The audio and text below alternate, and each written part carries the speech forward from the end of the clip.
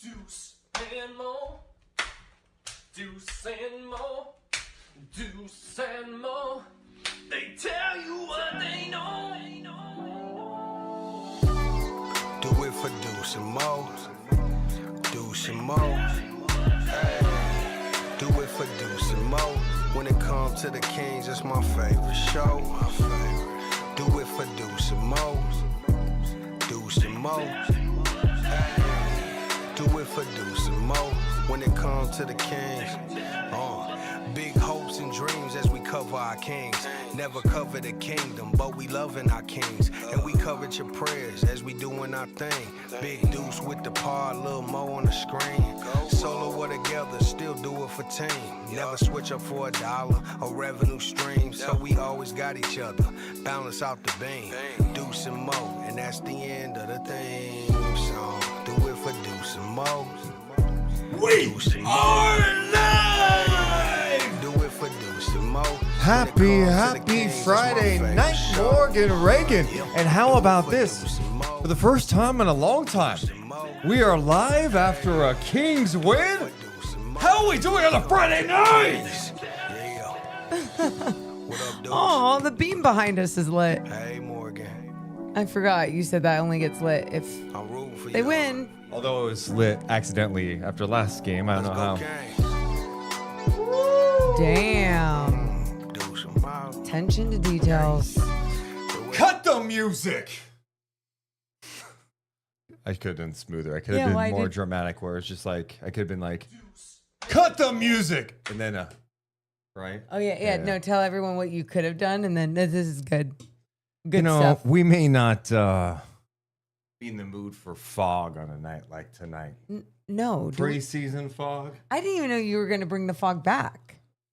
When you feel it, you feel it. But tonight, we are debuting something we have never done before. Turn the lights off. Oh, okay. That's a cool vibe, right? I mean, I love... Don't you like this vibe? I literally never turn lights on. You know what's even fucking cooler after a Kings win? Try out a brand new light show!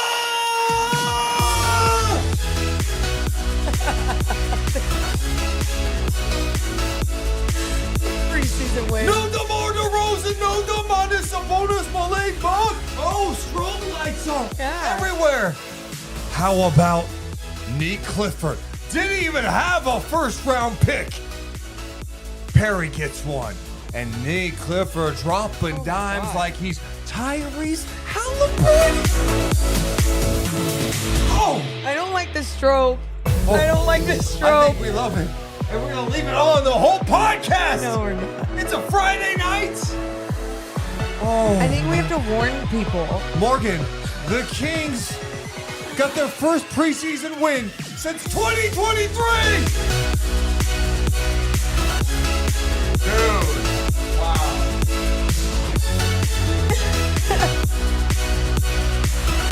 Oh, Morgan, are you going to complain about the strobe? It's either the strobe or the fog. I'll take the strobe. Dude, the light show's kind of... I dig that shit. Oh, I totally dig it. Wow. I wish we could like line it up with the music. I probably can. Nuh-uh. Yeah, technically, because it has a little thing for the back. Out. Yeah. Wait. What? That's cool. That is so cool. I love you guys. Oh, the little things in life. That's cool. Hey. I dig that shit. Hey. Happy Friday nights, people. If you've not done it yet, hit the thumbs up and subscribe. So glad you're with us as we have finally reached the end of the preseason. Oh my goodness. Man, it feels good. And now, buckle up. The 82-game grind begins coming up in the Valley of the Sun against the Phoenix Suns. Got a little more energy tonight after what I witnessed tonight from the young guys. Nique Clifford. I know. I don't want to talk about it yet. No. Before we get started, can we give some love to the people watching us live? Yes. Can we give some love to the people? Like, I guess we could. Does anyone watch us know? I don't even know if anyone knows that bit. shout out to the people watching us live, including the baby daddy Jake, Patrick, Omar, Sean, and Bootsy. What's up, Carlos in the building? Gooey, Jake, Pax, Michael, Oscar, hey Sim, Sean, I forever be punk. Who else is in the building? What is up, Hugo, Antonian, Mike, Mad Dog, man, he's too legit. Gooey says no chemicals either. Good point. Great point. Is the fog dead? We'll find out. What's up, Dennis? Thanks so much, everyone, for being here. Someone did say strobe warning, please. Is that real? No, I think that's a real. Okay. If it's a real. Are you at the IMAX? Are you at the movie theater? Come on. Damn, dudes, people get seizures. Can you imagine we get like a lawsuit? We lose everything. Jose donates $5. Hey, Deuce, are you going to a WWE Monday Night Raw at Golden One Center? Yeah, I don't. Give me a hell yeah. You're damn right I am. Why did you start it like that? Just to like sell it? I'm more of an AEW guy at the moment, but hey. Deuce goes back and forth all the damn time. Yeah. All the damn time. Thanks everyone for being. Oh, Okay, I you know love a what? Friday night pod. In all seriousness, if people mentioning the strobes that are bad, I will acknowledge it, and I will make sure the strobe one. I just hit the on, so it went through all the settings. I don't have to use the strobe. Okay. What's one? Christ, why did I look at it? Dude, Oh, can you hold that? Can you hold that up for the people real fast? Yeah, but I Just mean, don't look at it. my Yeah, it's cool. It's cool. Just it's for the people. Dude, look at this thing. Wait, it's moving. Yeah, I know. That's what it does. Here, I'll turn it off and then I'll turn it back on so it can move. Okay. I just want the people to see this contraption, dude. Watch this. I'm thinking about hanging it from the ceiling, but look how it moves. Oh my God. No strobe. Oh, that's kind of stroby. That's not. Oh, that's chill. Dude, the spinning is sick. Yeah. Isn't that cool, guys?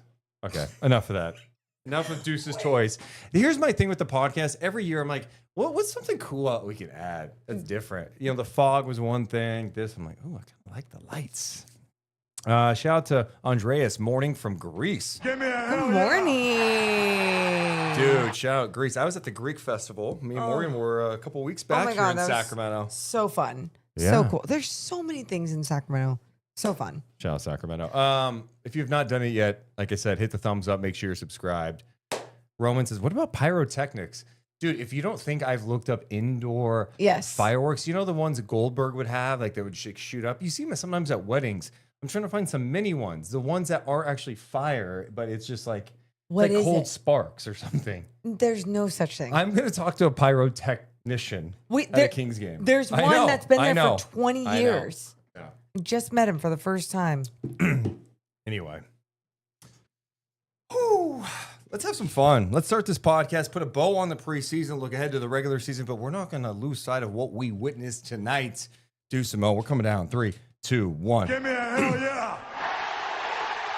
Hit my music. Deuce and Mo. Deuce and Mo. Deuce and Mo. They tell you what they know. Deuce and Mo. Deuce and Mo. Deuce and Mo. The podcast that you know. Hey, welcome into the Deuce and Mo podcast. Recording this on a Friday night after the Kings did something tonight that they have not done since October. Let me try that again. October 2023. October 2023.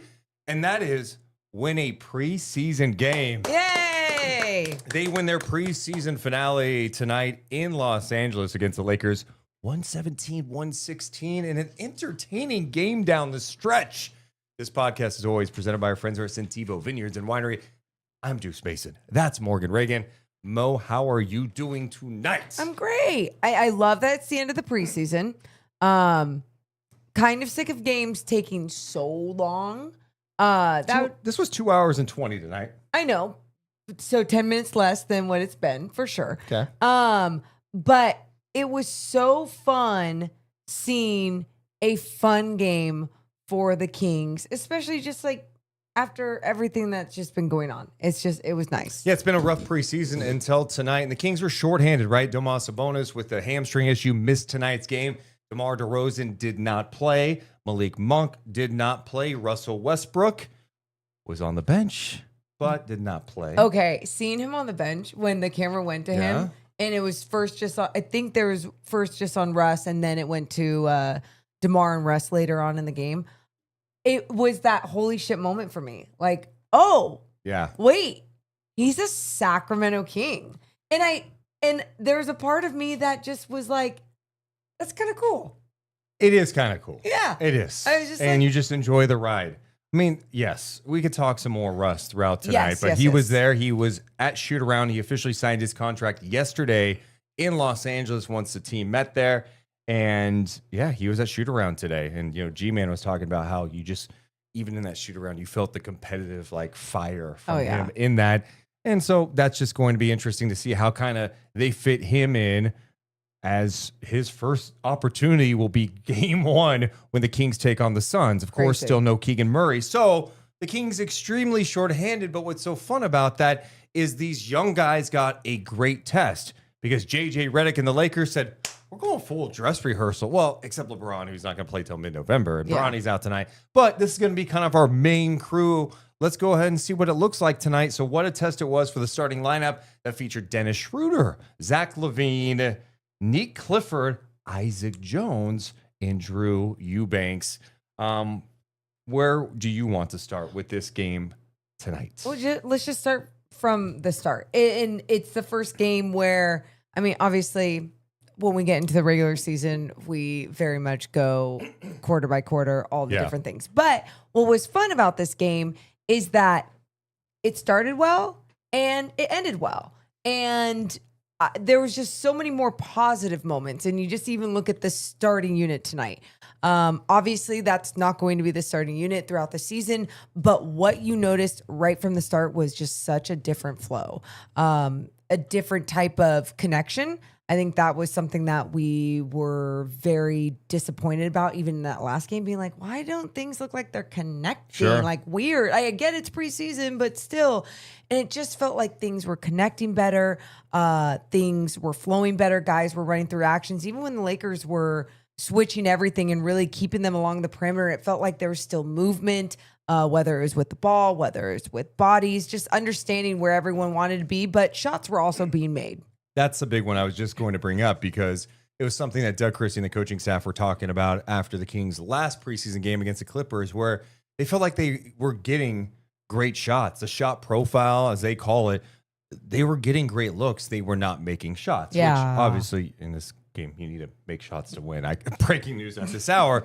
In the first quarter, Morgan, Sacramento, 73.7% shooting. They had 12 assists on their 14 makes. Beautiful. Like I said, ball was moving. I don't know though. It felt like they understood where each other wanted to be or wanted to get the ball on the floor. And that you remember even it was last game or the game before when they're just giving Drew Eubanks the ball at the top of the key, acting like he's Sabonis. It was That shit stopped tonight. there was a different understanding of each other, the personnel, and being like, yeah, we can't just play like Sabonis is out here or like name that person is out here because it seems like everybody is out. But it was clicking, shots were being made. Great job early on. Dennis Schroeder looked a lot more comfortable in this game. He ended up with 25 points in this game on 10 of 17 shooting. This was by far the most comfortable he's looked. Well, and maybe he was also comfortable because the way that they were taking the ball out, even on a made shot by the Lakers, they were taking it out fast, which was allowing Dennis Schroeder to push it up fast. And I think at one point, like, it was a made shot by the Lakers, take it out fast, and then he even got to the other end with the layup, like quick. And it just felt like they were playing more to his game as well, like allowing him. It's like he didn't have to just read his teammates as the floor manager, as the point guard.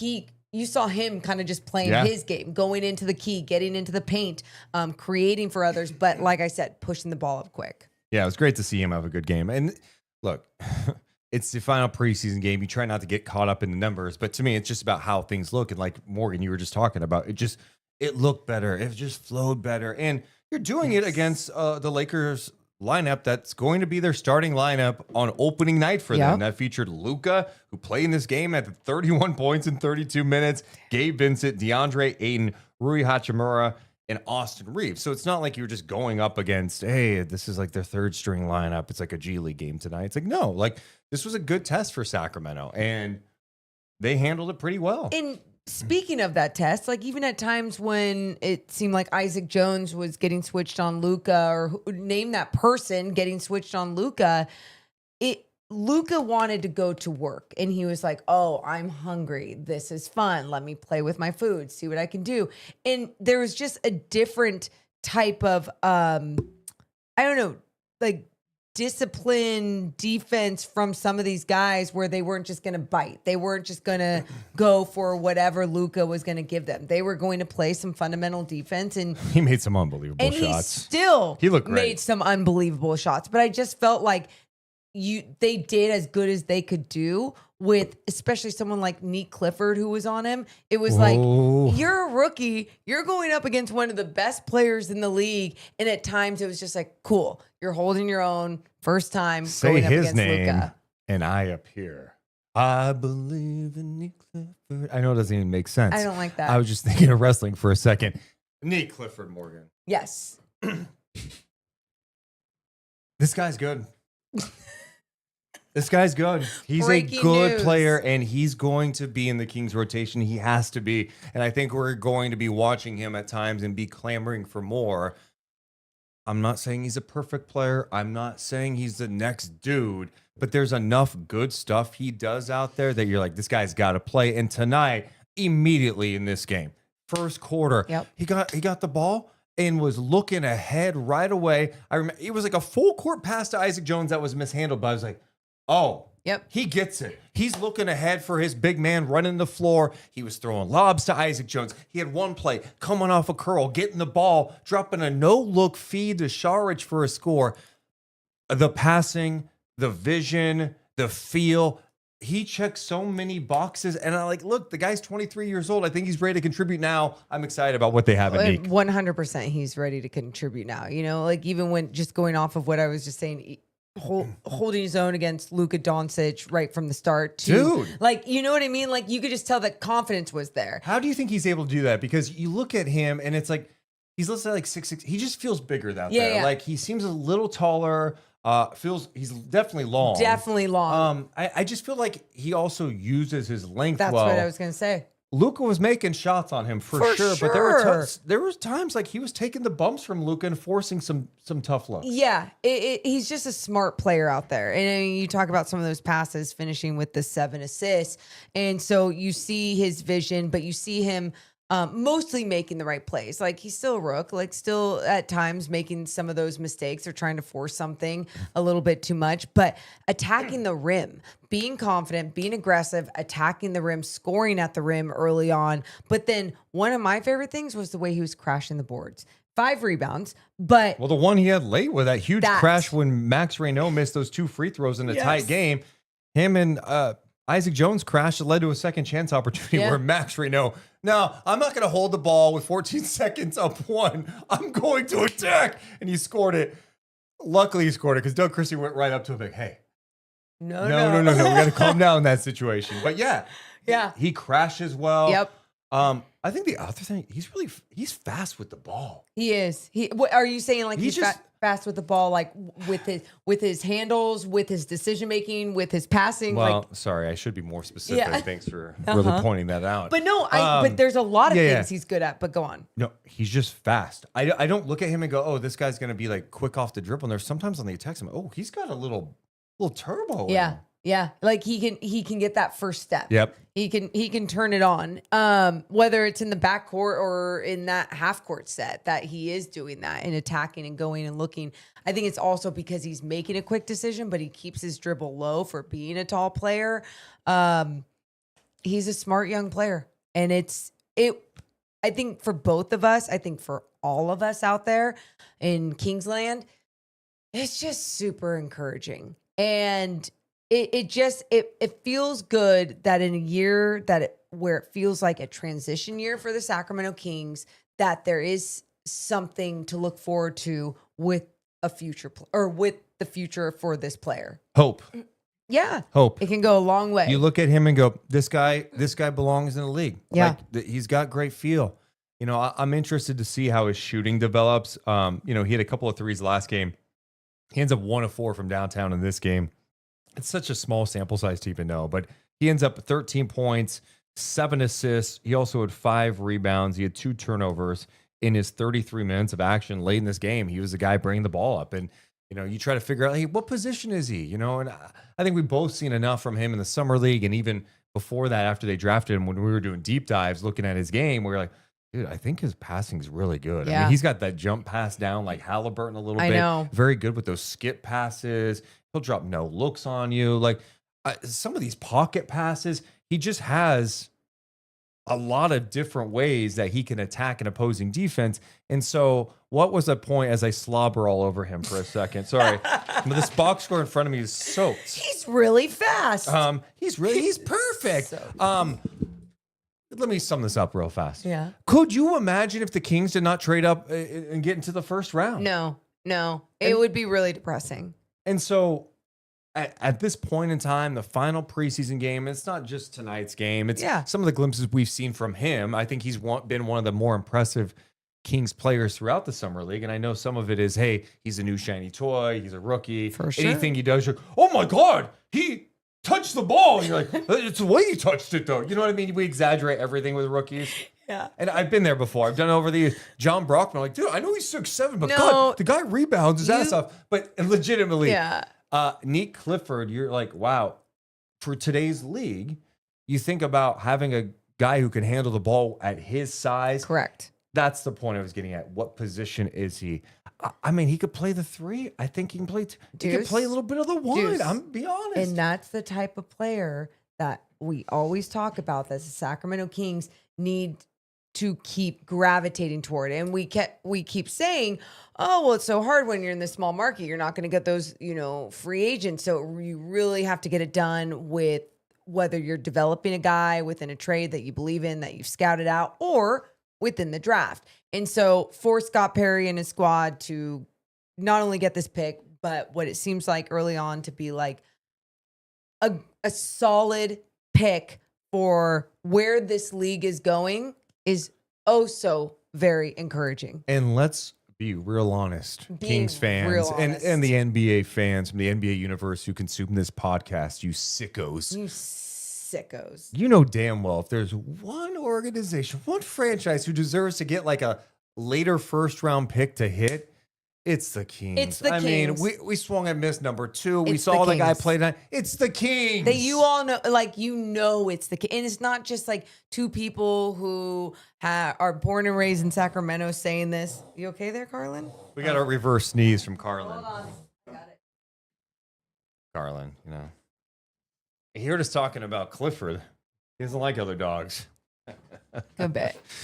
But yeah, so the Kings deserve it. And it's just one simple thing. It's the small things that are going to make us happy this year. Yeah. And that made me happy all preseason long. But tonight specifically, especially knowing that JJ Redick and his squad was going to have it be their, what did he call it? Dress rehearsal. Dress rehearsal. It was like, all right, great. Like he's going up against guys early on. Keegan, Sabonis, everyone's out of the Malik. Everyone's out. He has so many minutes, opportunities with other guys like LaVine, like Schroeder. It was great. And I just also like having multiple guys on the floor who could be decision makers. Yes. He's also got that part of his game too, where he's not afraid to like post up for that like turnaround jumper, create some space, he can get to the rim. The only question I have is just, okay, what's a 3-point shot look like as it goes on? Can he create that 3-point look on a consistent basis? Is he going to be a catch and shoot guy? Obviously, with this current Kings team, I'm very fascinated to see how they integrate him with the regulars, because I think in the preseason, and look, again, sample size, the Kings only played 4 preseason games, which is like the minimum you could play.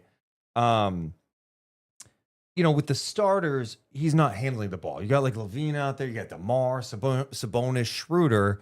He's not going to be the guy handling a lot. And it seemed like he wasn't even touching the ball much. Right. And they have to look for him too. But to me, when he's out there, it's like you kind of got to give him the opportunity to create, because he can get things going offensively. Yeah. And I even think defensively he helps too. Yeah. No. And he's not perfect defensively, but I mean, I think he's strong. I think We're not sitting here talking like he's going to be the next what?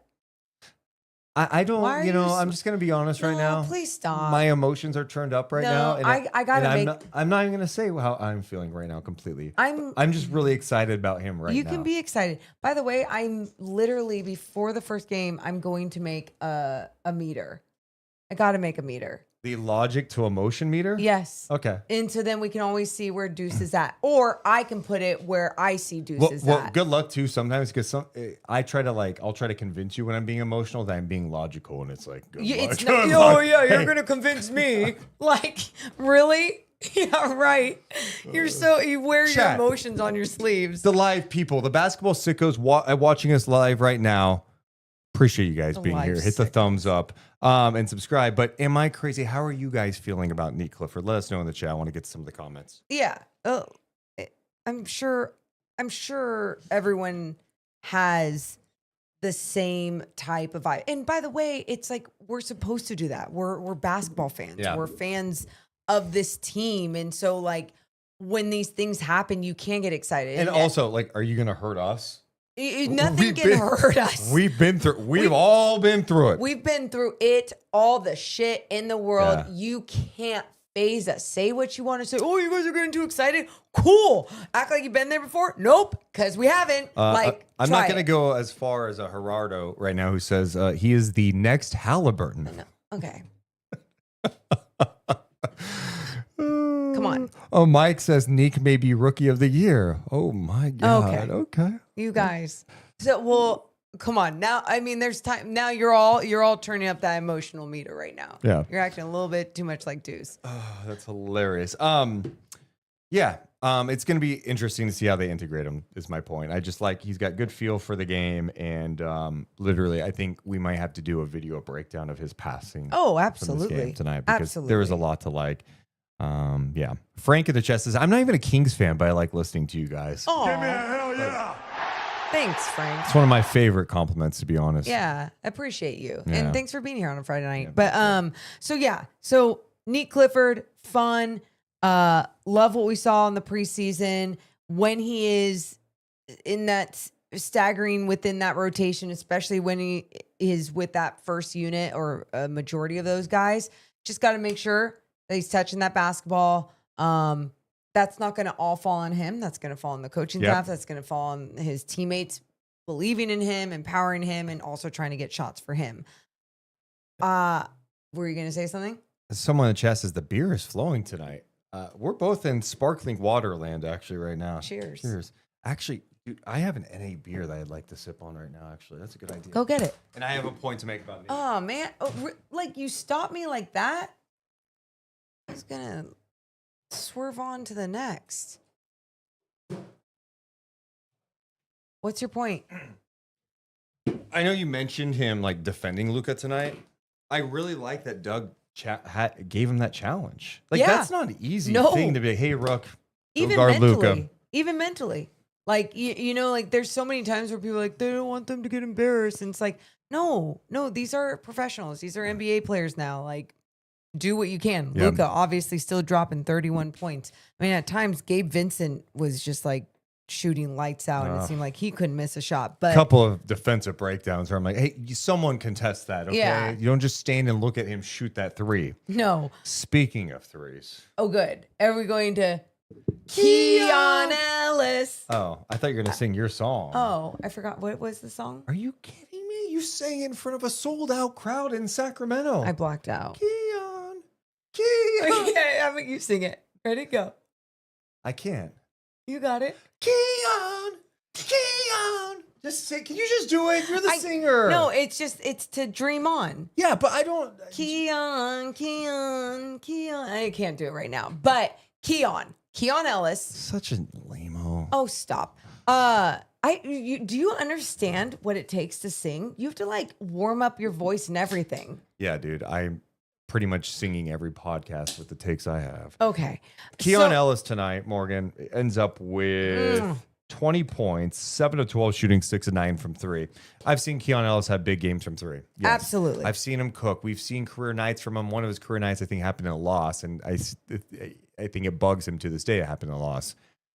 But what I loved about Keon in this game is something that I know he's been working on, and that is being a movement shooter. It's not just that catch and shoot. Yeah, you do that. It's being able to move without the ball, but also, how about the 3 he created? Screen came up. I don't need it. Create some space on that turncoat Laravia, who looked, let's be honest about it, like absolute dog shit in that Lakers jersey. Oh my God. Well, everyone looks like dog shit in a Lakers jersey. Oh, you got a little bit more money to go to LA. No, you could have been here and played a big role on this team. But instead, you take the money to go with your buddy Austin Reeves. But you know what happened to you tonight, Jake? I liked you, Jake. You know what happened to you tonight? Keon Ellis in your face. Buries a 3. This is how we talk our shit through other people in their game and act like we were out there. I like Jake. I know. I'm with you, though. But seeing that from Keon, His like the ability growth, the aggressiveness. to create his shot. It was that, Deuce. It was the quickness on when he was creating those shots, when he was that movement shooter. It was more than just a beautiful flow. It was like, he's going to have his own confidence in his shot. But I don't know about you, but when you were watching him, I felt like any shot he was taking from beyond the arc after he hit like 2, I was like, I felt confident. He took one from like the crypto logo at one point that he missed, but I was like, dude, coach, man. He I was love feeling that you're good. taking that. You're not just in the corner waiting for your chance. It's like, hey, guys are out. This is your opportunity. Go out there and show what you've been working on. He got in the paint a couple of times. I really appreciated how he played tonight. And look, that's a guy I want here long term too. I just think he's one of those players that any team would want because of his defensive ability and his 3-point shooting. He does a lot of good things out there, and he was really productive in this one. Ends up playing 26 minutes. Yeah, but when he's knocking down shots like this, it's like undeniable that he should be out there, especially when he can do so much on the defensive end. I know his size at times could be a flaw or limit him on the defensive end, but his perimeter pressure when there are other big, especially when like Keegan's out there too, and there's bigger defenders out there that can have his help, it just makes such a big impact on that end of the floor. So for him to contribute on the offensive end so nicely like he did with the opportunities in the minutes, I think I texted you at one point. I was like, they've got to make sure they find minutes for him. Got to make sure. Yeah, and it's going to be an interesting puzzle for Doug Christie. So interesting. Yeah, I mean, you add Westbrook's got to play. And you, I mean, again, you see that, and Nique's obviously capable of handling, but you need a backup point guard. What was going through your mind when you saw when in the paint, Schroeder gets stepped on by 8 and his shoe goes off, and it looks like Schroeder's hurt, and then Keon went down. Were you just like, okay, yeah, both those things. And then as soon as when I saw, I think it was Keon get back in, and then Schroeder get back in at one point at some other point, I remember just thinking, okay, those were just moments. It's a physical game. Things are going to happen, whatever. But I was thinking bad things just because it does feel like the depth for this team. No, it doesn't feel like it is. The depth for this team is just not good enough in this league. Like you can't have Keegan Murray go down and look for whatever Hail Mary you're looking for of roster and something to make sense going into this season. Like it's a very weird thing you have to deal with going into this season. And we talked about a lot about this during the preseason too, and in the offseason. Now with Westbrook in the fold, you have to think, a move's got to happen. It's so hard to see one happening before the season because those things just don't tend to happen often. Like I don't remember a lot of trades happening right before the season. Maybe like Harden, but I mean that was also like a trade demand. It was kind of crazy, right? So I don't even know what that would look like for Sacramento. So this is going to be a thing that they're probably going to have to battle with early on. Yeah. Because you're right. It's like someone's not getting some minutes. I mean, I do think one thing for the Kings too, because and this is the breakdown, right? You got Schroeder who's going to play, you got LaVine who's going to play, then you got Monk, Ellis, and Clifford that have to play. You still have DeRozan. You didn't even mention Russ yet. Oh my! And Russ, like, yeah. So like, what do you do? And I mean, I think part of it too is I think. Doug's gonna have to make some tough decisions with DeRozan, and like DeMar is obviously one of the most talented scorers we've seen. Yeah. What is it? 12 straight seasons, averaging 20 a game. Yeah. I mean, he's a bucket. But we know there are going to be issues for him defensively, and there's going to be times it's just you can't play with pace. The ball gets a little sticky.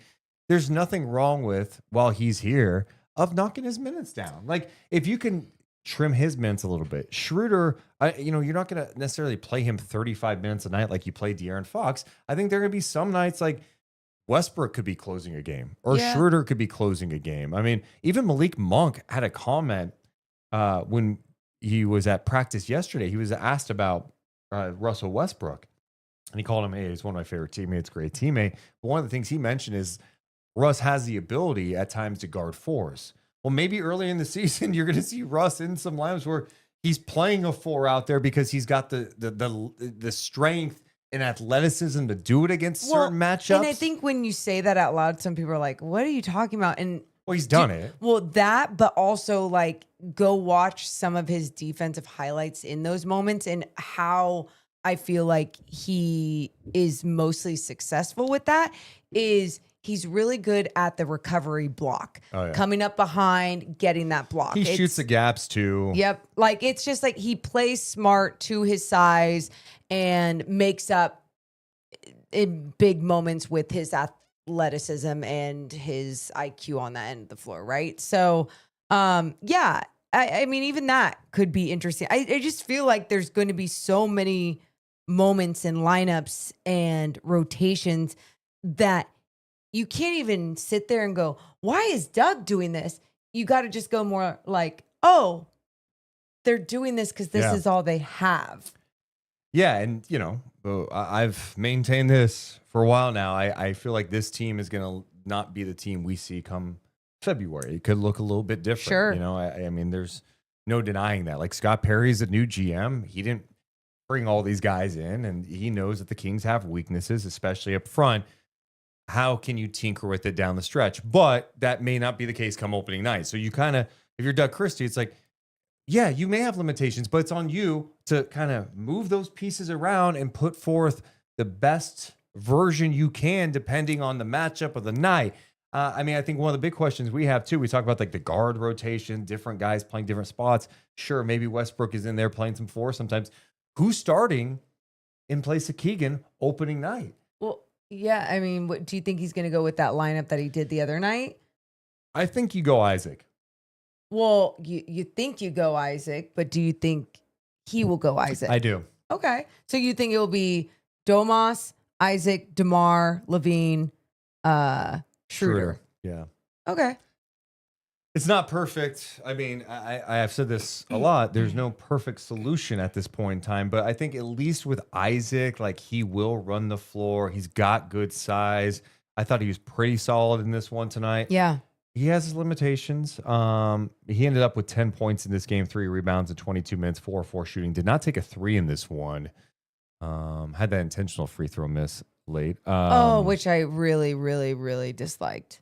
Yeah. That really bothered me. It was just make the free throw. Either make the free throw or you gotta miss it right. And it's not that moment wasn't about clanking it off of the front of the rim and trying to grab your own rebound. That was more trying to get like a long bounce or a weird rebound. So then the 8/10 of the sec of whatever. Went off the clock and the game's over. Yeah. No. That one just really, that was just like one of those moments where I was like, what the fuck? Come on. But his game overall, yes. Yeah, I like Isaac. And I think so much of that's gonna be by committee sometimes. Like, okay, Isaac's doing well out there, we'll keep him out there. Oh, Saric, he knocked down a couple of threes, we'll give him some run here. Yeah. Do we go big with Sabonis and Eubanks? I don't like that. I don't know. I just think it's gonna be weird. So We'll see what it looks like. And we don't even know if Sabonis is going to be playing opening night against Phoenix because he still has that hamstring issue. Just So wild. get ready. It's been a while. Yeah. You bet. I mean, tonight, I felt like got me a little ready. Even though once preseason is over, teams just like, they turn it on. Oh, for sure. But with Phoenix, you just like, Yeah. you don't know. Yeah, you don't. I mean, they've had a lot of changes too. I They're a know. completely different team. But yeah, let's get to some super chats real fast. Morgan. Let's do it. I know we have a couple in here. Oh, we have more than a couple. Wow. A shout out to Gregory and King Beam for being members on YouTube. Thank you. Peyton donates $2 saying, I've seen enough. 82-0. GDM415 saying, I still remember your porta potty analogy you told me as a new Kings fan. Been listening to you ever since. So proud of Nique here in Colorado. What was that? Porta potty? I don't know. I'm dying to know. If you remember the actual analogy, please type it out. I'm dying to know. Huh. That must have been a long time ago. Yeah. Is it? You get knocked over in a porta potty and being stuck in? Is that? Oh, No. I could picture you being like, "There's shit all over you." I was probably really emotional that night. Yeah. Ben in Australia, shout out to our favorite Aussie. Hi, Ben.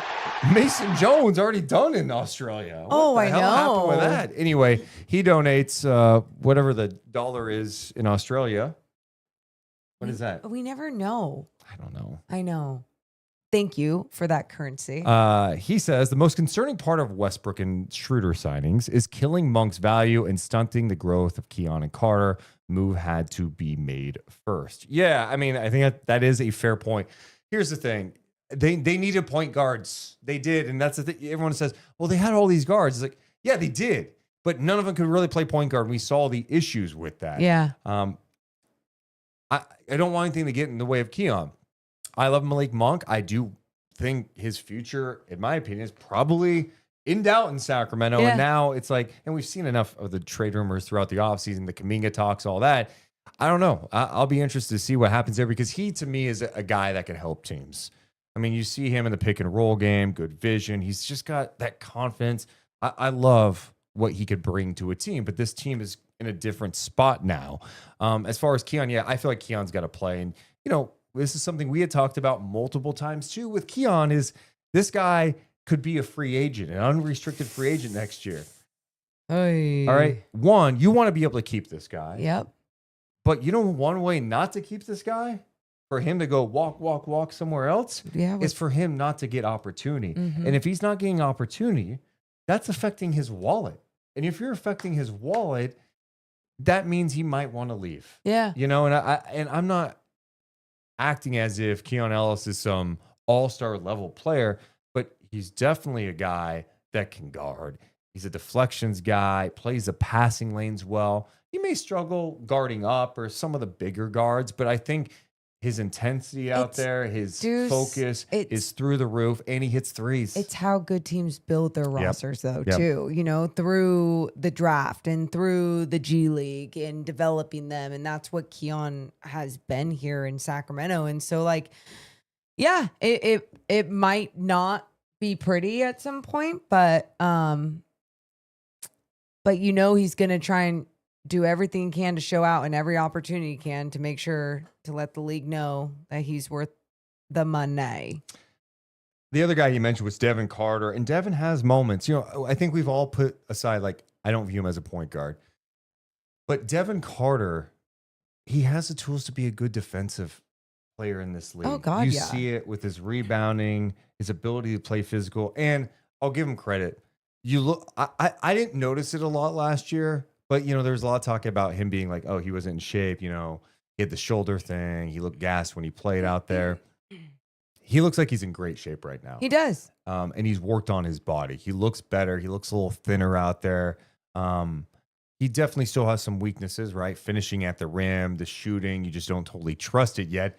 But I thought there were times even tonight, him just getting in the paint and spraying out, like getting in the paint, putting pressure on the defense and getting off of it. For him, it's being quicker with those decisions, right? Yeah. It's not just getting tunnel vision. It's making the right play. And I thought he had some good moments tonight. He got hung up on that screen late when Connect tied the game that he tried to recover. It I wasn't the best know. contest. I thought he could have jumped for that. And I don't know if he was scared to foul. Maybe. But- I mean, either way, like that could have been it. But either way, he has his moments, you know, like he has some really good moments out there where you just see that pure effort and hustle. Yeah. It's just like, it's a part of him. It's not like, oh, he's trying so hard. It's like, no, that's just like part of him, part of his game, part of his mentality, how he carries himself. And so it is nice too this year that last year was, like DeMar said, just a shit show. Yeah. And for that to be Devin's rookie year with his injury, with his surgery in the beginning of the season, getting a coach by the time, getting a whole different coach by the time he was ready to play. Like, it was a lot. And so it's nice to see that he gets to kind of start off just like kind of new. But again, where Right? is he getting Right. minutes? Well, and And he was your first round pick last year. So yeah, I mean, there's no doubt about it with the addition of Westbrook now, and you add Schroeder to this crowded guard rotation. Yeah. It's going to impact people. And so that's going to be the next challenge, is to see how Scott Perry tinkers with this and how Doug Christie kind of deals with what he has. And I know there's been a lot of talk about Doug too, because we got details this week from Sam Amick over at The Athletic that Doug signed a 2-year deal with an option, a team option for that third year, making about $2 million, which by NBA standards, that's like nothing. Yeah. For a coach, right? Obviously, Doug didn't have a ton of experience. He's not been a head coach in this league, but I mean, a 2-year deal is not a lot. It's not. So, you know, there's going to be some pressure on him too, I think. But I don't think he backs down from it. I thought it was cool to see him fired up on the sidelines today late in this game. Like, he wanted this game. Absolutely. And he was enjoying seeing how these young guys were competing out there late in the game. He's as everyone already knows, like, he is a competitor, and everyone, and even these players talking about him on media day, just like how important and valuable it is to have a coach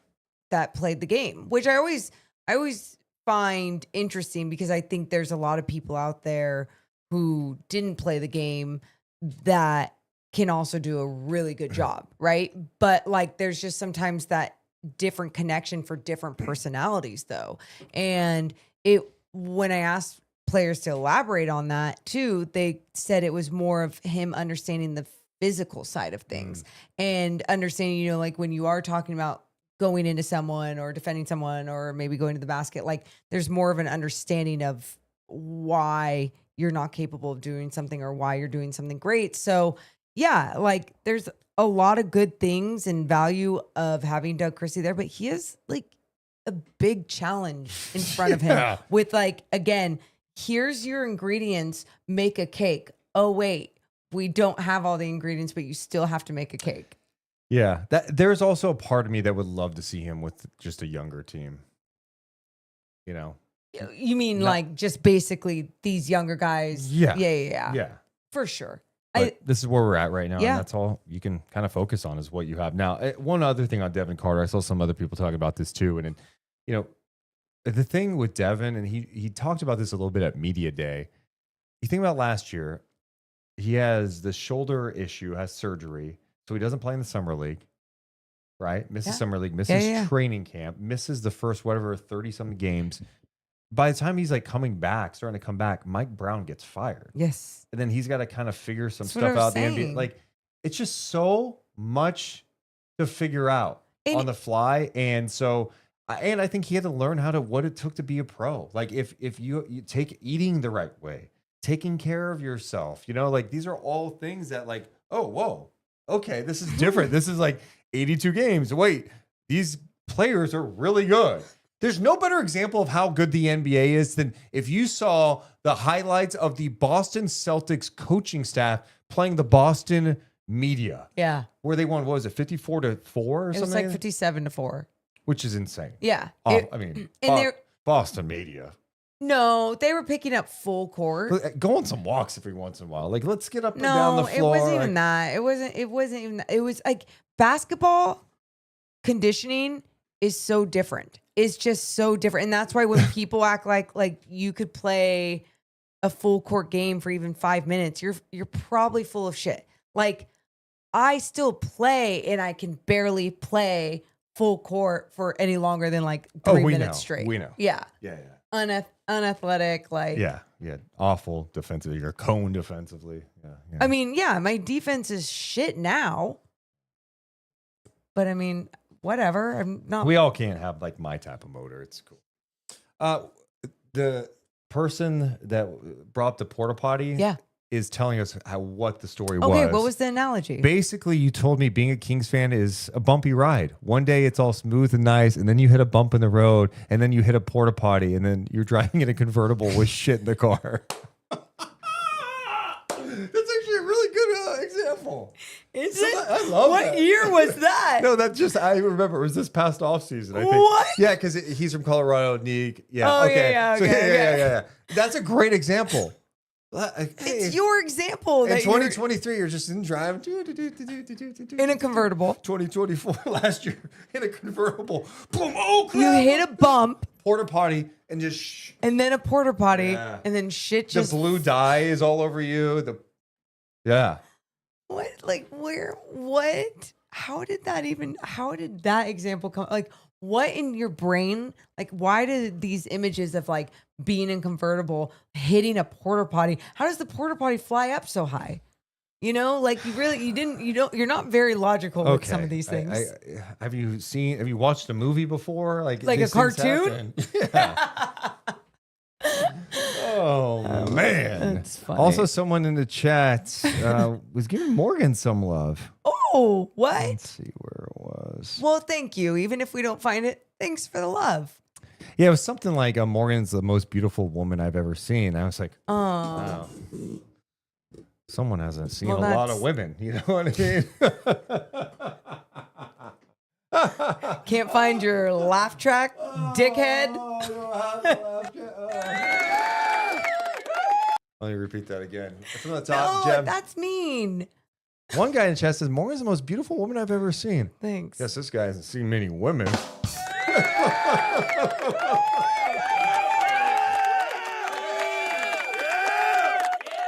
A lot of guys in the audience cheering. That was weird. Oh, you hear that? Like kind of intent, like a little too. She's a stupid bitch.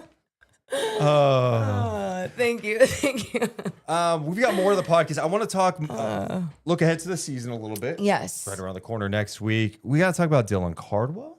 We got to talk a little Maxime Raynaud. We just got to go down the roster a little bit and talk about. Can we get to LaVine. Russ?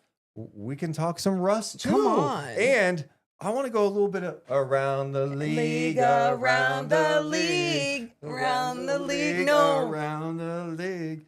You unplugged it? No. Around the league. Fuck, you gotta tell me. All right, here we go. But first, we gotta tell you we're presented by our friends over at Sentivo Vineyards and Winery. Oh my! Shout out to them for presenting this podcast. I love those people. They are so kind. They're such good people, and they are Kings fans, and they make some of the best wine in California. And if you are in the area, you must check out Sentivo Vineyards and Winery Tasting Room. It's located in Suisun Valley near Fairfield, which was just voted the best wine region in the U.S. Yep, that's over Napa, over Santa Barbara County, and it's just 40 minutes away from Sacramento. It is stunning, perfect weather. I get why grapes grow great there. 2316 Rockville Road. They're also Kings fans. A perfect spot. Little date night, little drinking time with some friends on a weekend. I mean, hey, if you're in Hang Sacramento, you could take the Amtrak and just go there for the day, have some wine tasting, pick up some bottles. But if you can't go there, you can go to sentivovineyards.com and get bottles there. Also presented by friends of Red Medic Ambulance. We've teamed up with Medic Ambulance, the trusted name in emergency medical services across Northern California. From life-saving responses to being the team behind the scenes at your favorite events, Medic is here to serve. Learn more at medicambulance.net. Appreciate their support of the Deuce and Mo podcast. Okay, before we talk about these other guys, who do you think should be the butcher and barrel player of the game? Last game was a little dark, so we went with Jeb over here, Jebediah, decided to go with the Big Red Dogs, the fans who dressed up as Clifford. Shout out Clifford. Yeah. In honor of Nique Clifford. I saw more video of those guys. I love them Barking. so much. They were Literally barking standing like up dogs. barking. Like there's foam. But no. They were barking when he got into the game. They weren't clapping. They were just it was just Dude. like great bit. If Nique turns out to be like this sensation, Yeah. I need like The whole crowd. I need like the lower bowl to be in Clifford outfits. Kind of like what they did in the W for the stud buds with the pink Yeah, wigs. great Yeah. idea. Like takeover. Yeah, I agree. So, okay. Who would be your Butcher and Barrel player of the game for tonight? I guess it could be a few people. It could be Dennis Schroeder. 25 points for Dennis Yeah. Schroeder. Yeah, I thought he was really good in this game. And Yeah. the one thing, What? because I go back and watch games because know. there's just stuff you miss, and I want to know. I've said things on podcasts before about like a player about something they did, like last game, for example. I was saying something about Sabonis playing off Lopez, and Lopez hit a 3. And then when I was watching the game back, I was like, oh, actually, no, he literally had to be in help there, and he did his best to recover. I'm like, okay, I wish I didn't say that with so much confidence. I was wrong on that. Anyway, The breakdown was watching somewhere back else. Schroeder, I'm like, he is competing defensively. I think offensively it hasn't looked good until tonight, but I do think that's one area of his game that like we have been overlooking a little bit. Like his pressure is good. He's playing physical. I even like tonight. I think he got called for a foul on Luka, and he was like talking shit to Luka at the free throw line. Yeah. But yeah, very nice game for him. 25 points. Nope, I'm with you. I just thought the way that he carried himself both on offense and defense, it did look different. So I was super happy with him. Is he the Butcher and Barrel player of the game? Let's see. The Butcher Barrel player of the game goes to Keon Ellis. Well, he also deserves it. Loved his game. 20 points, 7 of 12 shooting, 6 of 9 from downtown for Keon Ellis. Year number 4 for Keon. And yeah, isn't that crazy? Year number 4. Yeah. Wow. He's going to be our Butcher and Barrel player of the game. If you have not been to Butcher and Barrel, it's just literally a block from Golden One Center, and I highly encourage you guys to check it out. 723 K Street in Sacramento. You want a good steak? You want a good burger? There's no better place to go. And they have an amazing game day deal. You can go there on home game days, away game days. It's $35 for a burger, beer, shot. So you get all those things, but it's like elevated dining. So it's not just like, it's just a burger. It's like a Wagyu amazing beef burger. So make sure to check them out. Game day deal. Also, one last thing, we have a giveaway. Okay, yeah, let's talk about this real fast because I don't feel like anyone's actually going to participate in this contest. I don't. Our audience sometimes I don't know if they have it in them.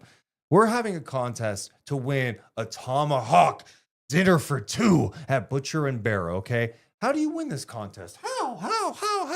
We are having a costume contest. One winner, all right? And their challenge is for you guys to dress as the Deuce and Mo podcast. Doesn't mean dress as us. Dress up as your interpretation of it, like a Halloween costume. What could you do? Maybe you dress like Harlan and Bojack. Maybe you dress like a microphone and a soundboard. A fog machine. Ooh. There's so many things you can do. The winner wins a tomahawk dinner for 2. Yep. So winner will be picked after Halloween, obviously. And obviously you can tag us on social media or hit us up deuceandmo@gmail.com. Okay, Morgan. Yes. Before the break, what were we going to talk about? Some of the players. You wanted to talk about Zach LaVine. Okay, yeah. Let's start with Zach LaVine. Zach had a really good preseason tonight. There's some turnover things and whatever. But I feel like every time he shoots, he's going to make it. But one of the things that I really appreciate about Zach in the preseason, I do think his defensive intensity has gone up. And there was a thing last week at practice where he was being asked about the Kings defense. And I asked him a question about his defense. He had made a comment at Media Day like, hey, I know I'm not Kawhi Leonard, but like, I could take a jump here, I'm paraphrasing. So I asked him kind of like, okay, like, how do you feel like that's going? And his whole thing is like, I'm great on ball. It's off ball stuff. He's gassing himself up a little bit.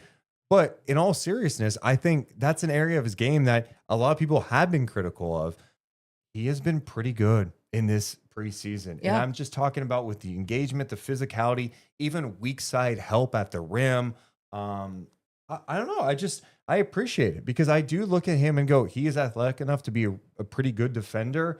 And to see him like be out there being in the right spots and playing with that defensive intensity has been really good. And I think it would really help the Kings if that continued. Totally. It's like he understood the assignment in the offseason, whether it was conversations, communicating with Doug, teammates, whoever, of just like what they need from him as a vet, as a leader, as someone who's going to be out there and needs to also be a scorer. And it's like he has turned it up a notch on the defensive end. I just even think mentally, just being a little bit more locked in on certain possessions. And so saw that a little bit more throughout preseason. Really nice to see. And then obviously whenever you see him shoot the basketball, for the most part, I feel like he makes some pretty good decisions. There'll be once in a while where he'll take like a deep three. It'll just be kind of quick because he's either feeling it, he's either tired. I never care what those. Okay, really?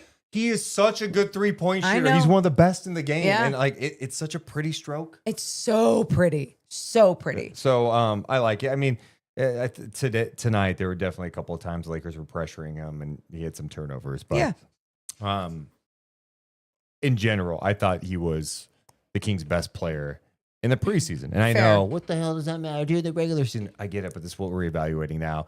And so just to see his level of engagement go up defensively, that's huge. And when Domas was playing out there with him, there were so many times those two in the two-man game that it just looked a lot better. Even in that the last shitty game against the Clippers, because I went back and watched, there was moments in the beginning of the game in that first quarter where I was like, okay, they're like things were flowing. They weren't making obviously a lot of their shots, but actually in the beginning of the game they were.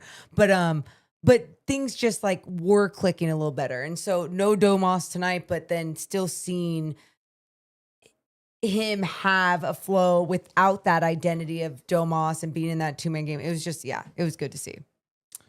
Yeah.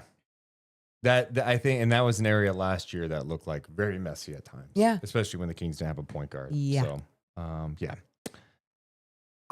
let's talk about the two young big guys, the two rookies, Dylan Cardwell and Maxime Raynaud. Very different players. But they both got a pretty good chunk of time tonight off the bench. 15 and a half minutes for Maxime. Dylan played 12 minutes and 41 seconds. In those 12, nearly 13 minutes, he had 1 point, but he had 7 rebounds in the game. Maxime Raynaud ended up hitting the big shot late. He ended up with 9 points, 2 rebounds, 3 of 4 shooting in 15 and a half minutes. Yeah. So let's just start with Cardwell with his 7 rebounds. His body, his ability to jump, get in there. I love it. I love his athleticism, his strength. Obviously, you still see his rawness, especially on the offensive end, unless you just put him like as a lob threat. But he's just so strong. And I appreciate his activity in there, especially when he's down low. Yeah, I think rebounding's he's a really good rebounder. He's strong, and I do like his toughness. Like you could tell he's not a guy that's going to take shit. Like, okay, you're going to feel him out there. And I think that's something the Kings have lacked. And like he can run the floor too, like you mentioned in that like first preseason game, the Kings played a legit lob threat too. Yeah. So. He can't shoot it. Not a good free throw shooter either. I think it was the other day at practice. You weren't there for this practice, but they were doing the thing at the end of the game, at the end of practice, where they go to the line. They have to make 2 free throws. If they miss one, the whole team runs. Yeah. So Cardwell goes to the line, airballs the first one. No. And then the next time they had him do it again, airballs another one. I felt so bad for him. But guess what he was doing? Yeah. For literally. Right sprinting he's sprinting, of course, but practice is over. They end up ending the free throw thing. He's working on his free throws. I mean, literally the whole time we were there, it was nonstop. And so he has a great work ethic. I like the energy he has. Very raw, like you said, but you're like, I could see him like getting some opportunity maybe on this team off the bench. There's something fun about him. And again, I think it's just that he is active and he he's a smart player, like understanding what he can do with his size and his strength, especially on the defensive end. So yeah, that, and then Maxime Raynaud. I appreciate Max's intensity out there. The one thing that jumped out to me immediately watching him in summer league is just nonstop talking. Yep. And with defense, you got to communicate, but he is loud. Like if you go to a Kings game, you'll probably notice how loud he is talking on defense. But tonight, I think you saw some of the things he does well, which he can attack a closeout. I love seeing him pump fake and put the ball on the floor. Yes. And have the ability to score. His at the size rim. too. Yeah. No. And I would say that's been one of the nicer things about him, especially because I think there's other moments where I realize like, oh, you're not strong yet. You're not NBA strong yet. Rookie, right? Rookie, older rookie, but still like definitely needs to build that body. So when he does pump fake and go and someone does meet him at the rim, he'll be able to body through. Yeah. And then let's say on the defensive end, so someone doesn't body through him. There's moments where I'm just like, you're a really smart player. And then there's other moments where I'm just like, okay, I see this. He just needs to pick up the pace. He needs to lock into the NBA pace, get there, because the strength isn't going to get there right away. No, that's something that's going to take time. Yeah. But there's still a lot of fun things about Talk him. to Keegan or me, about getting jacked. Oh, you're going to show your muscles now? No. Okay. I'm working on it though. Dude, Morgan, I'm in a rhythm right now. Good for you. Oh, he is showing his. How many times have I no. said that? What? Here, it's like I always say this in October. Do About you? being in a rhythm. I'm in a good spot. Like, oh, I feel great health wise. No. Chat, I need to be saying this in March where it's like, dude, I've had a great year. Just locked in You can the do gym, it. eating well. I mean, but life gets in the way, aka the Kings get in the way. Yeah, that's true. I mean, with our mental and our physical selves. Do you think Max will end up getting opportunity here, or do you think it's going to be more like he's going to get a lot of Stockton time and maybe we'll see him later this year? It's looking like a lot more Stockton time. Okay.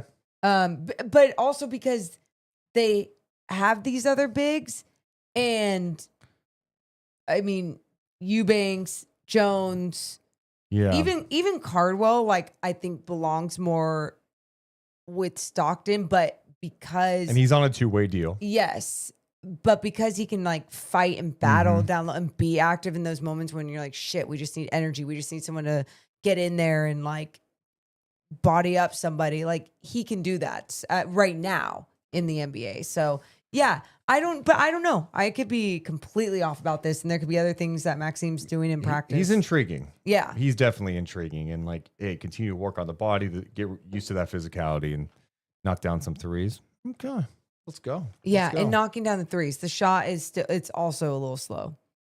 Well, I think we talked about pretty much everybody on this roster except the one you said we wanted to talk about, which was Russell Westbrook. Why are you applauding right now? It was just, it's one you're of still, those. You're still doing it. Oh yeah, I should be doing this. Okay. You're right. I think it's something I said after the other game. I was just like, it's just kind of cool that you're going to have this player with this type of resume on this team. Sure, you're getting them at the end of their career, like the Kings have with a lot of other players, Zach Randolph, Vince Carter, there's more. But what I like about Russ is you look at his resume as of last year, and what he did with the Denver Nuggets, a playoff team. He was contributing. Yeah. He was impactful. And yes, he's going to have all the moments that people shit on him for, that I have definitely laughed about before at times, being like, what are you doing? You know, that's just what? Why?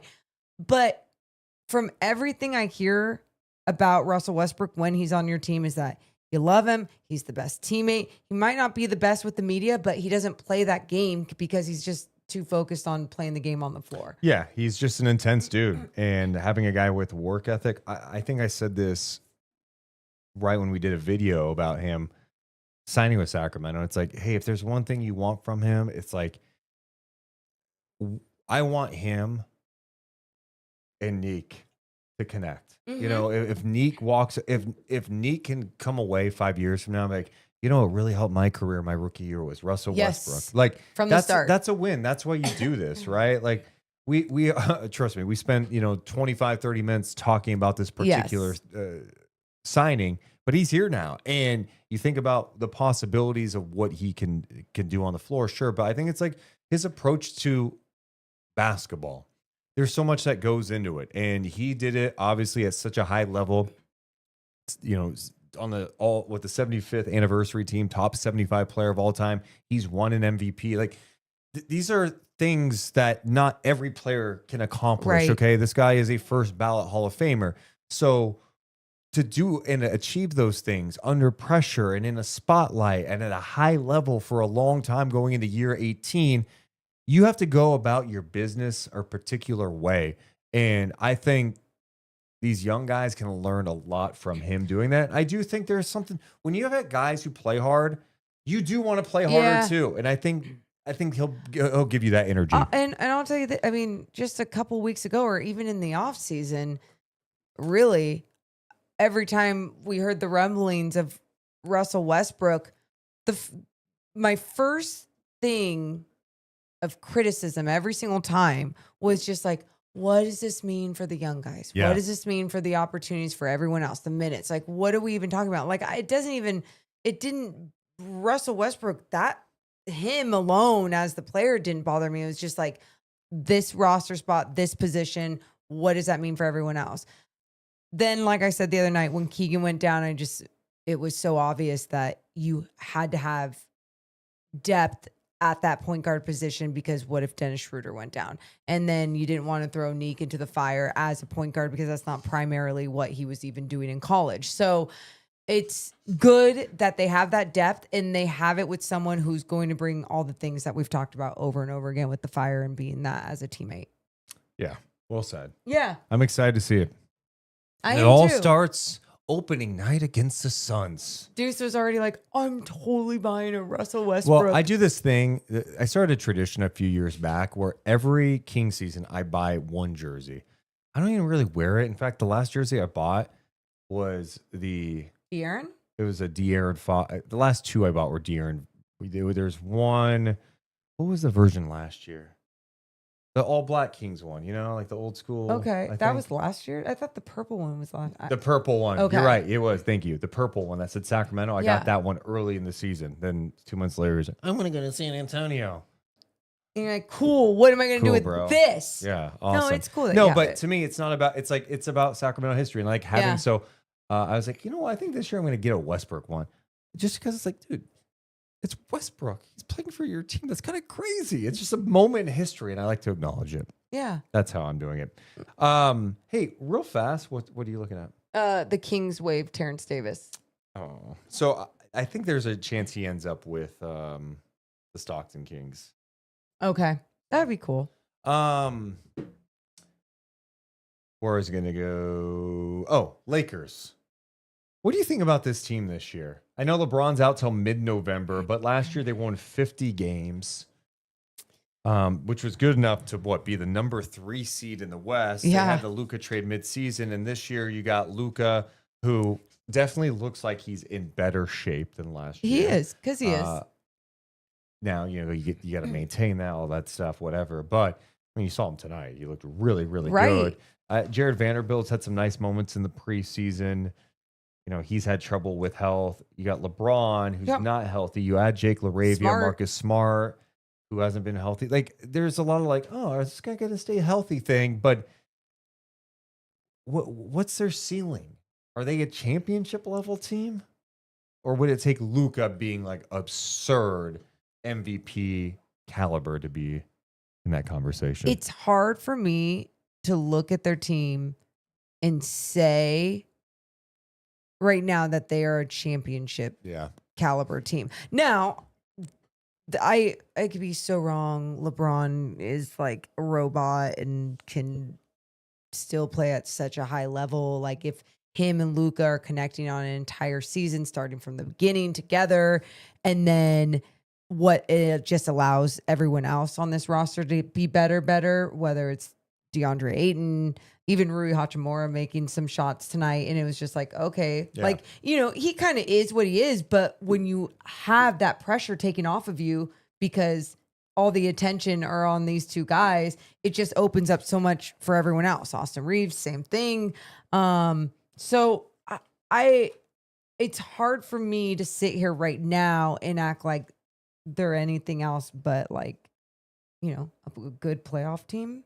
I think that's fair. And I think it's, you know, the LeBron Lakers relationship feels very weird right now. There's been a lot of noise about it. Yeah. And like, what's going on? Is he going to be there long term? There was all the rumblings last year at one point about a trade with the Warriors.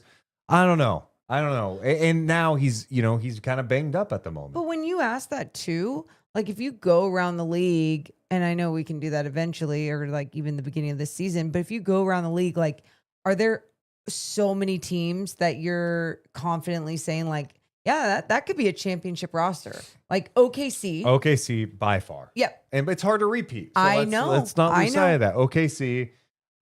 Knicks. Oh, I was sticking to the West for a second. Stick to the West. Houston. Oh, okay. Yeah. Now they lost Van Vliet, That is totally. but they may play a little Ahmed Thompson at point guard now, and I think they think it's going to be good. Well, and think about it, you have his defense too. Oh my Yeah. God. And Okay. you know what do they look like? They're Like, long as shit. Like they have like probably one of the tallest. and now they got to kill it. KD's just, I mean, he's Yeah. nasty. Okay. Okay. Denver. You had Cam Johnson. You no more Michael Porter. You got Cam Johnson full. Tim Which I Hardaway love Jr. that. Bruce Brown is Yeah. back. Valanciunas. And then you just have one of the And best players. He's the in best the player world. in the game. Yeah. Best player in the game. Okay. I think they're going to be really good.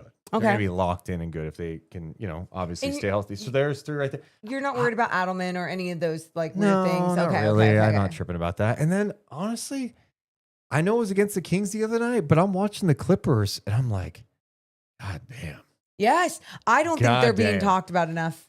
And No, and because a lot of it with the Clippers every year is a caveat, like, well, is Kawhi going If to be healthy. healthy? And Yep. it's like last year they were so good. Kawhi came back late and it's like, oh my God. But like you see their depth and you see kind of like the balance that they have to their roster where they have different looks they can throw out there with length and athleticism, but then they also have like spacing, but they also have this like rugged big inside and Zubats. Kawhi can still be a killer. You know, Lopez comes off your bench, just banging in threes left Yeah. and right. No, they're Multiple really bigs. nice. And you know, someone in the chat was mentioning Minnesota. Yeah, Minnesota, it's like they lose Nikhil Alexander Walker. I think, you know, they're banking on some other guys, younger guys, to maybe pushed more into the fold here to see if they can go to another level. I'm a big Ant guy, but I don't know that I view them as a championship team. But you also go, well, they've also been in the conference finals the last couple of years. So you can't really dismiss that either. Okay. See, and that's why. So I guess when you asked me this Yeah. about the Lakers and like you go around, it's just, and what's crazy is that, you know, you're not even, but I mean, it makes sense, but you're not talking about a team like the Warriors. And No, and maybe I'm being too dismissive of them, but I just go, I legitimately, it's funny to say this because the Clippers are older than them, but Yeah. I'm like, man, they just feel old. it's Al Horford, even though Al Horford always still is able every Yeah. single year to show like, hey, I can still be here too. It's, to me, it's just like you're old from your point guard to Yeah. your big. It's just, the West is stacked, dude. Like Yeah. it's so tough. I mean, Denver competed last year against OKC. Like, let's not like lose sight of that. I'm going back to last year. Like, and I know we've had this conversation so many times, but like you look at the top 6 of last year's OKC, Houston, LA, Denver, Clippers, Minnesota. Like you could make the case it's the same top 6. I could see that. Like who's going to jump into that? Maybe Golden State. You know, like how's Dallas going to be? I think Dallas is going to be good. Okay. Yeah. Because and yeah, you Cooper miss Flag Kyrie. is just, I mean, so NBA ready. But and they're it's like, so they're another team. They just have so much size out there. Uh-huh. Cooper's really big. He The other is. night they're starting him at point guard. yeah. And You he's know? big. He's ready. You got Lively. You know, you got Gafford in the fold too. PJ Washington. You got Flag. You got AD. Like you're like, God, this team could be really good defensively. Yeah. And you know, there's no reason they can't be in the mix. Well, and then how about the San Antonio Spurs? Watch some of them today too. Yeah. San Antonio is very, yeah, it's disgusting long term, I think. But, they played the Pacers tonight. Watch that first half. And they showed a replay of Champagny, like, just chasing down someone at the rim, getting this first block, and then Pacers big, I forget who it was, gets it back. I think it was Isaiah Jackson. Okay. Yeah. And then he puts it back up. Wemby just coming from the side and blocking and get that shit out of my house, get it out of my paint. And it was just like, okay, it's coming from everywhere. It's not just Victor Wembanyama. The one thing that stood out to me about Victor just in this preseason game, and I'm not going to pretend I saw a ton of Spurs preseason, saw some clips, but tonight I watched that first half, and I thought he was just so much more disciplined with his shooting. There were times last year where I'm like, is this going to be his game where he just comes up and pulls up from 30 feet, like launching threes all the time? And it's like, they're cool when they go in, but you're just like, I feel like there's more you can do here to put pressure on the defense. Doesn't mean you can't take threes and you can't pull up. He has that in his game, but once he gets inside, it's so hard to. He's so big, and apparently he got taller. And some people think he's like 7'7" now, like legitimately 7'7". So and now they have some different looks. They add Luke Cornett from Boston. They go too big sometimes. I thought Steph Castle looked pretty good, especially what he does defensively, his ability to attack the rim. Oh my God. Dylan Harper, he's gonna have his ups and downs as a young guard in this league, but you see him pop enough where you're like, this guy looks like he's gonna be pretty special. They've got some shooting around too. De'Aaron's still not playing. He's dealing with a hamstring. So yeah, San Antonio they should be a lot better this year. They won 34 games. There's no reason they shouldn't be 45 wins. This breakdown makes me feel better about my analysis of just when I look at the Lakers roster and I watch this game tonight even. Well, look at last year, the Lakers finished in the 3 seed. Yeah. The difference between 3 and 8, 2 games. It's going to be tight. That's the West is stacked. There's one bad team, the Utah Jazz, and even them, they're kind of interesting still, with Ace Bailey. And what are they going to do with Markin and all that stuff? But, people like the Pelicans, I don't know if it'd be great, but if Zion is healthy and locked in and he looks like he's in great shape, who's to say they can't make a little noise as a playoff team? I don't know. Playing team. Yeah. One other note I want to bring up. Joel Embiid played tonight. Yeah. First preseason game for him. I didn't watch, but I saw the first quarter. Skinny. I'm not going to say he looks skinny, but he definitely lost weight. Okay. And it was good to see him out there. He's still a presence, He's still making shit happen. I forget what his final numbers were. I saw them earlier tonight. Let me just look at it real fast because I think it was actually pretty solid for him. They also played a Minnesota team that was playing nobody tonight. Embiid, first game back, 14 points, 8 assists, 7 rebounds, 3 steals, 4 turnovers in 19 minutes. Okay. Wow. Doing things on the floor. Cool. Sixers, VJ Edgecombe, 26 points for the rookie in 34 minutes. He's intriguing. Maxi's good. Paul George still not back. If Embiid can be relatively healthy. That one That's to me is that's that's the same thing for even Paul George. You're right. I'll shut up. Yeah. I'll shut up. What do you think about Bob Myers leaving ESPN, by the way? Interesting timing, but obviously interesting timing. This is crazy. So he joins the group that owns what? The Sixers, New Jersey Devils, and some soccer team. He's going to oversee all those things.